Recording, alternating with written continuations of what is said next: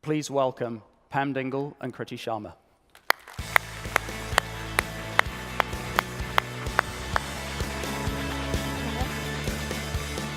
Hi, everybody. It's been so long since I've seen you all. Well, I feel really honored today. I get to have a conversation with Kriti Sharma. We had a chance to talk earlier this week, so this is our second conversation. So this is almost like a greatest hits tour at this point. For everyone here who maybe might not know, who you are and what you do you want to sort of describe your day job at the moment? I have a few. I work in AI, and most of my time these days is spent solving very difficult problems using this technology. So, just to be clear, I'm not in the business of increasing ad clicks online, but most of my work is to use AI to solve difficult humanitarian problems. For example, one of my most recent projects is in South Africa, where I use AI and AI-related tools to help women who face violence and harassment. Now, you might wonder, why AI? How does that make sense? So my research found something really interesting. Topics that have a lot of stigma and embarrassment associated with them. People find it more comfortable to talk to a machine about those than to humans. Because machines don't judge you, but humans do. Which is really insightful, and using technology as a means to tackle difficult problems that humans feel uncomfortable seeking help for. In the healthcare world, we're using AI to give people advice about mental health, sexual education. And it's quite interesting, because you would wonder, well, there is a tool already that people tell everything to, and it gives you the right answer most of the times. It's called Google. But if you've ever tried to search what's happening to you when you have a headache online, I think in 3 minutes you'll know you're going to die in the next 5 minutes. So there is a need for AI to give more relevant information. And in addition to that, I also fight for equality in the digital and online space, because the issue with AI is not that it's not as good as humans. It is actually very much like humans, and humans have biases. So algorithms are turning sexist and racist, and I'm trying to fix that. That's amazing. Amazing, right? Well, it seems like the humans are judging, and they think you're pretty amazing, because I have this list of accolades that you've earned, and I think it's amazing. I think you guys need to hear this. Let's see, we've got the Forbes 30 Under 30 list for advances in AI. I've just turned 30, but I'm going to stick with that one. Of course, of course. Once you earn it, it doesn't go away, as far as I'm concerned. The Recode Top 100 People Kicking Ass in Tech. That one's pretty good.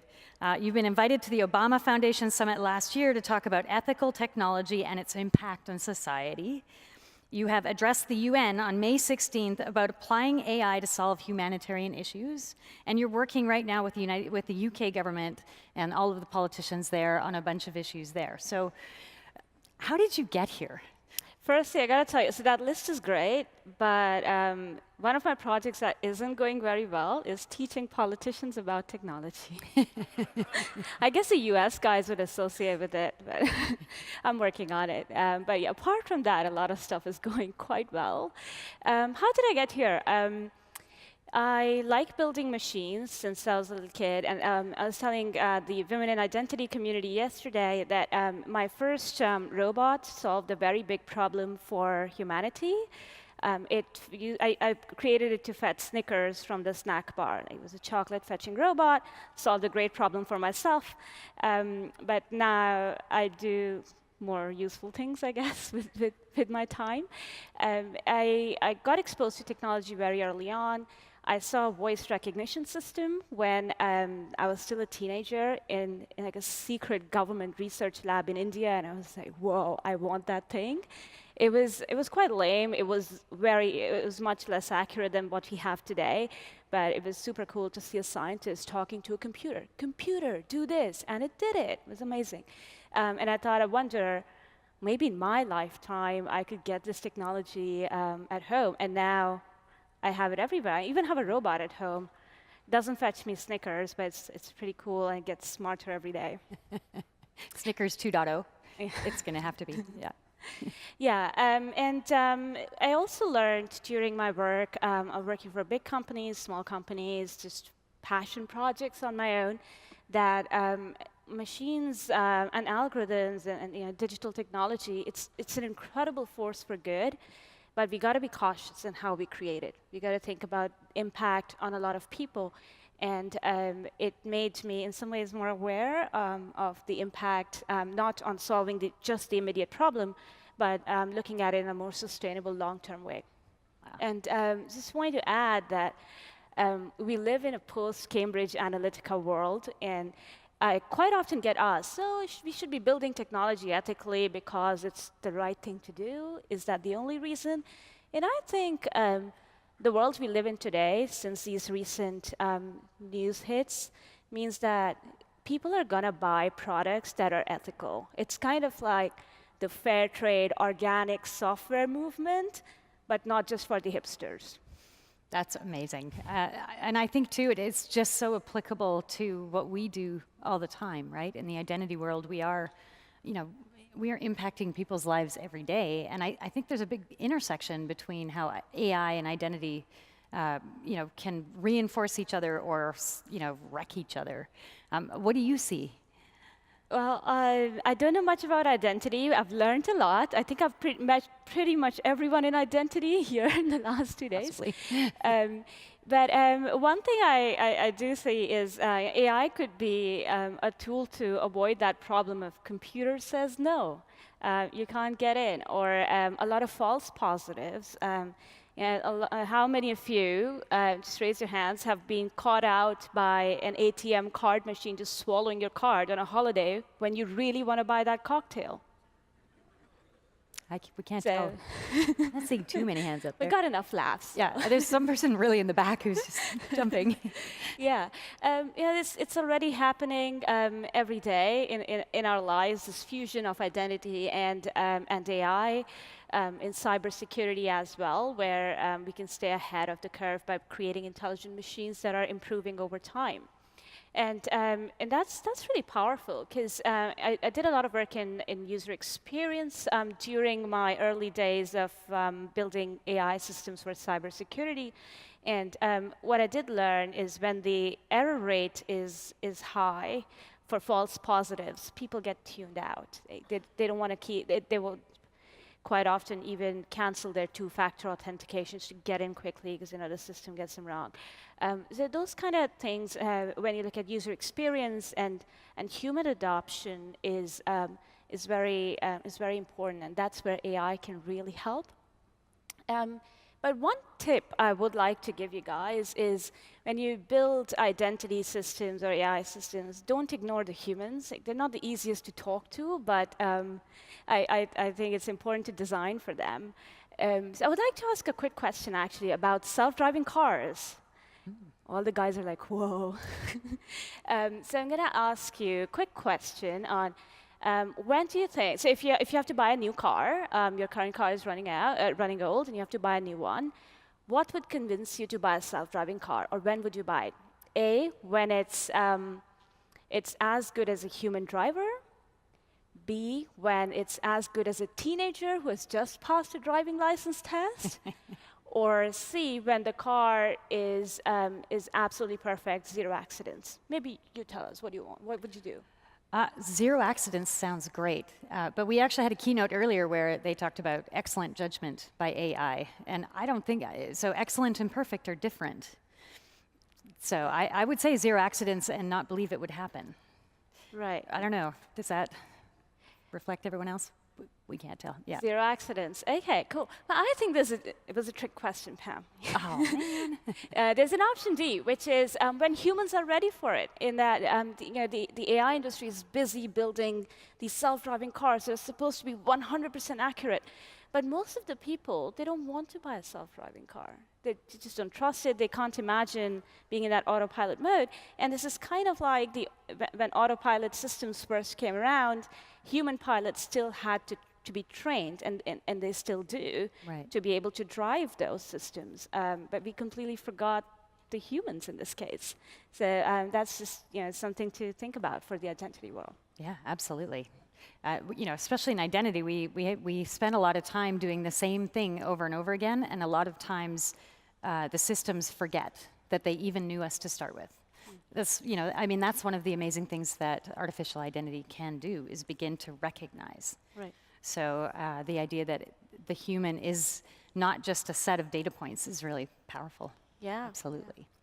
Well, all right, let me ask you then, you're doing a lot of work in, very, very official things, very computational things, and very, very sort of taboo and unusual things.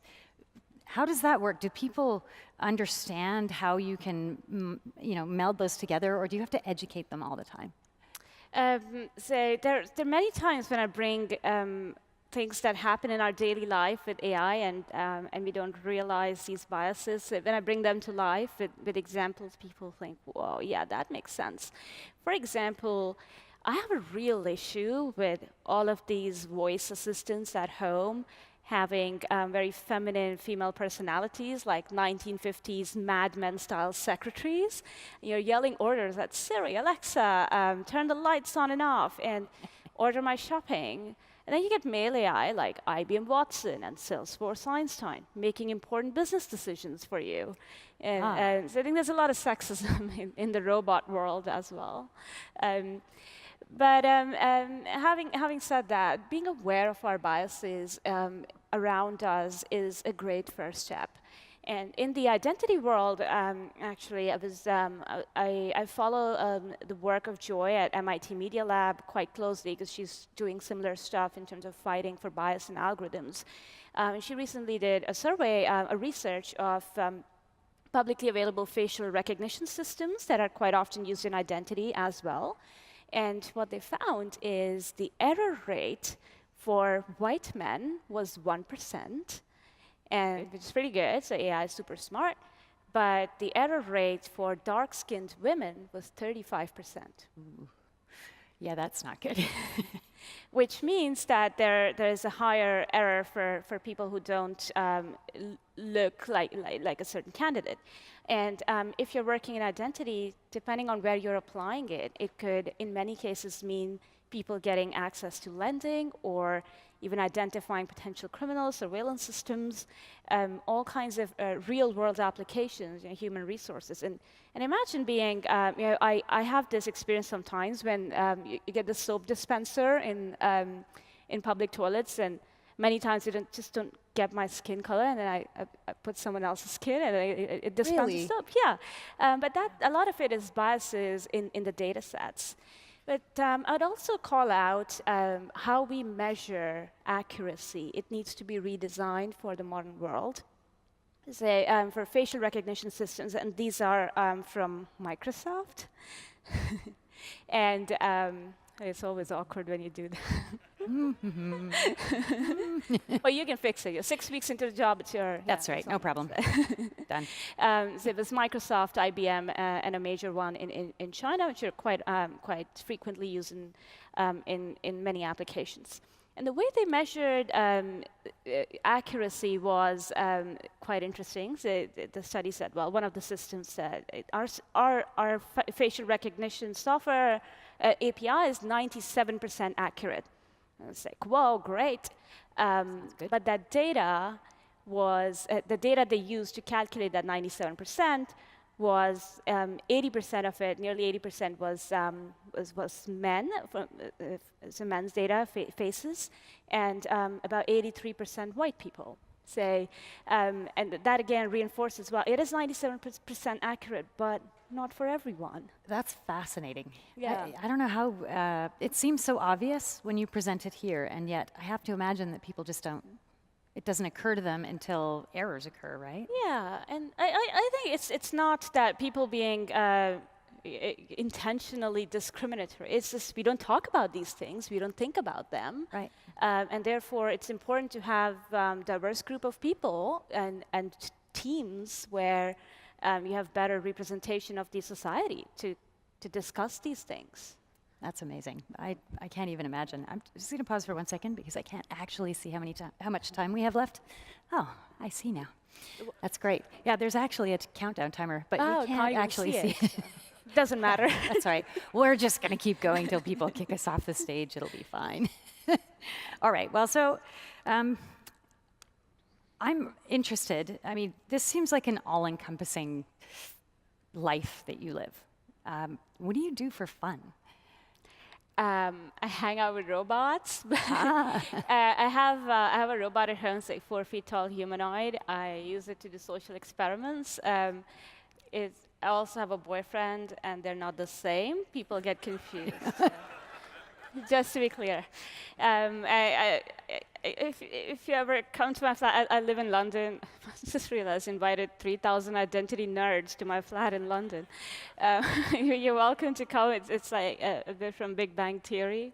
It's super fun. I like doing experiments and hacking into things and just for fun.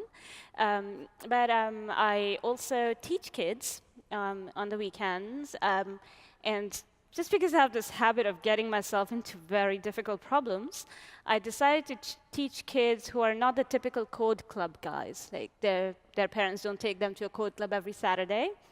These are kids who don't want to work in tech. They have no interest in AI.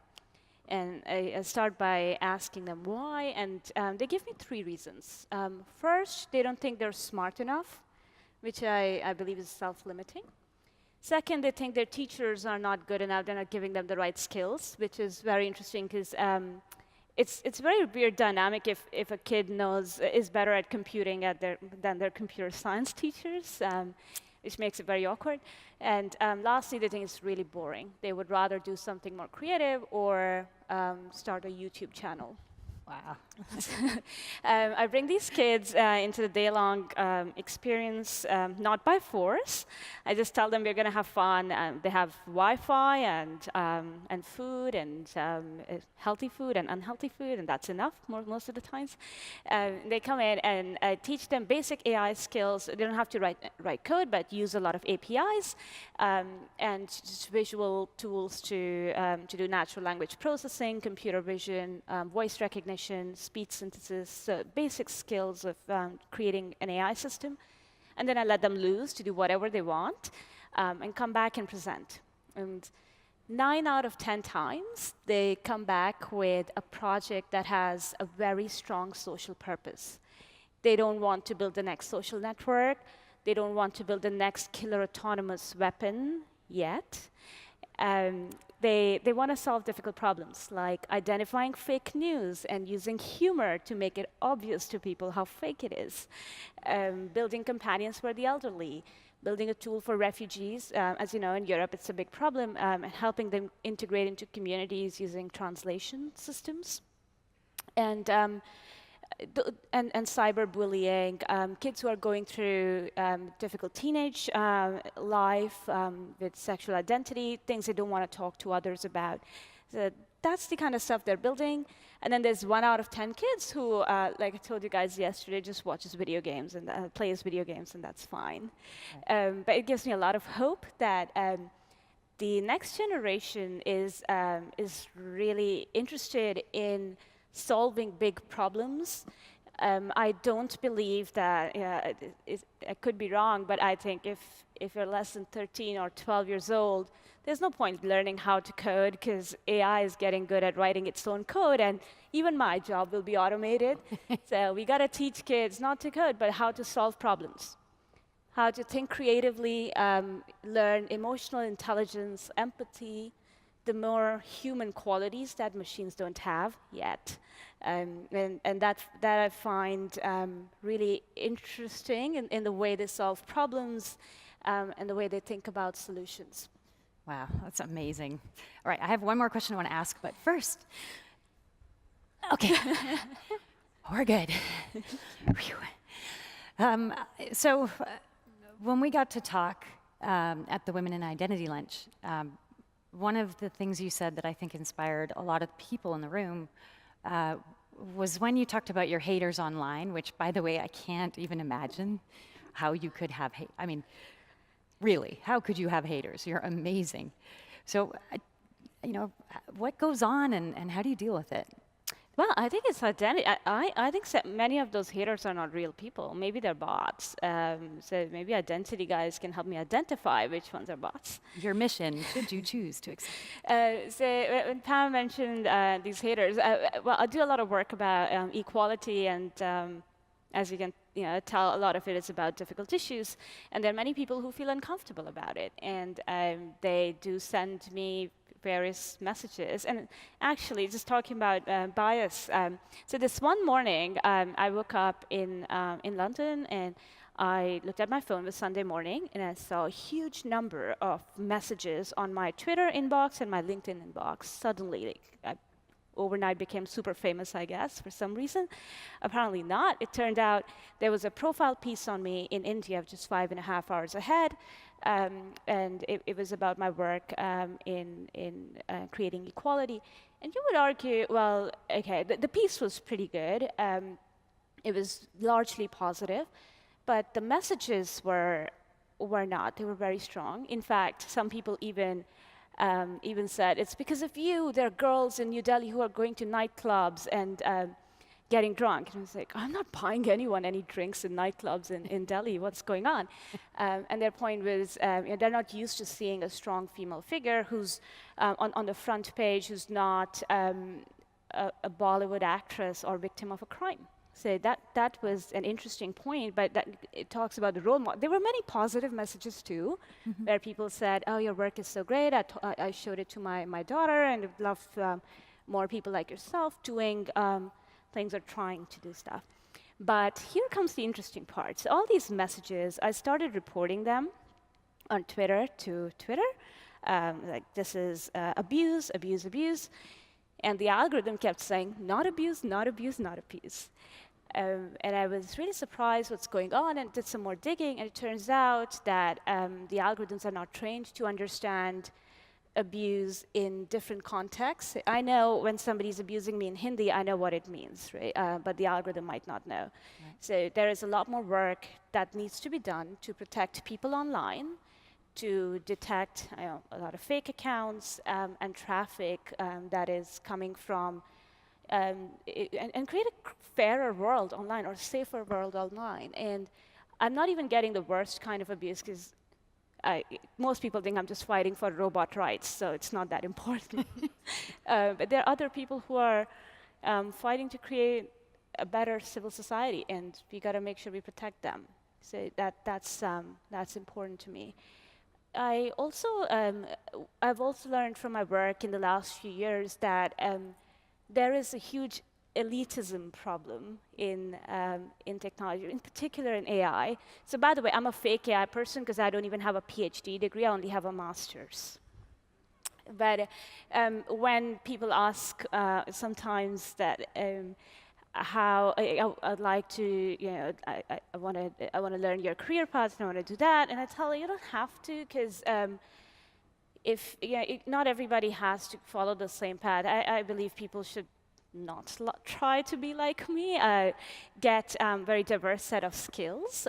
Don't just do one-dimensional skill set, which is tech and engineering, which is what I did. But just focus on developing your interests and what you're most passionate about. And don't worry about the tech. It's evolving. It'll get there. But we must not underestimate people who don't have coding or tech skills. Because a lot of young kids, they're either the code camp kids or they're not. And we see very little overlap. And that has to change, because some of the biggest problem solvers we're seeing today are coming from random, weird backgrounds. So we got to embrace that a lot more. That's great. I imagine a lot of people here have come from random, weird backgrounds too. I know I have. So we got to fight for the random, weird background people. I agree. Okay, wait. Excuse me for 1 second. Right. Okay, I know where we are now. Well, so we're almost done, as a matter of fact. I know you're shocked to find out, but if you wanted to leave with a message for the folks here on, what they might be able to do to change the world a little bit, what would you ask them to do? I would say, I'll share with you what I'm doing, and then you can figure out for yourself. I believe that when the robots do take over, they should at least be nice. Oh, beautiful. All right. Well, with that amazing point, just hold on to your seats, because as I understand it, we have a few housekeeping things that need to be done. But I want to thank you so much, Kriti, Sharma. This has been a wonderful time, and please, everyone, Kriti, Sharma. Thank you for having me, Pam. Thank you, guys. Thank you. All right. And